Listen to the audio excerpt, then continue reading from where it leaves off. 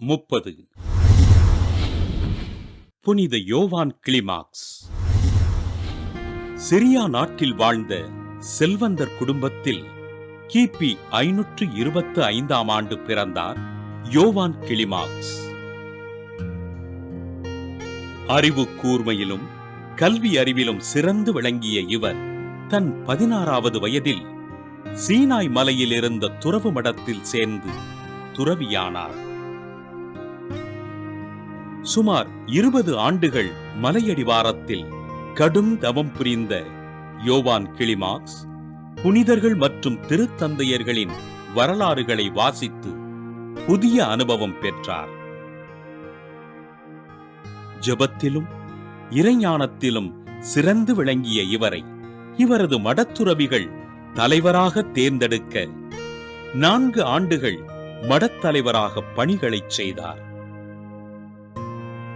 தனது வல்லமை மிகுந்த ஜெபத்தினால் மக்களுக்கு நலன்களை பெற்றுத்தந்த கிளிமாக்ஸ் திருத்தந்தை பெரிய கிரகோரியாருக்காக அன்றாடம் ஜெபம் செய்தார். பேச்சு மற்றும் எழுத்தாற்றலில் சிறந்து விளங்கிய இவர் உலக புகழ்பெற்ற விண்ணக ஏணி என்ற நூலினை எழுதி ஆண்டவருக்கு அர்ப்பணித்தார். தனது இறுதி நாட்களில் மலையடிவாரத்தில் தனிமையில் வாழ்ந்து மக்களுக்காக ஜெபித்த யோவான் கிளிமாக்ஸ் கிபி 605ஆம் ஆண்டு விண்ணகம் அடைந்தார். ஜெபம், தவம் மற்றும் ஒருத்தல் முயற்சிகளை விட அன்பே மேலானது என்று அறிவித்து ஆண்டவரின் பணி செய்த யோவான் கிளிமாக்ஸினை திரு அவை புனிதராக உயர்த்தியது.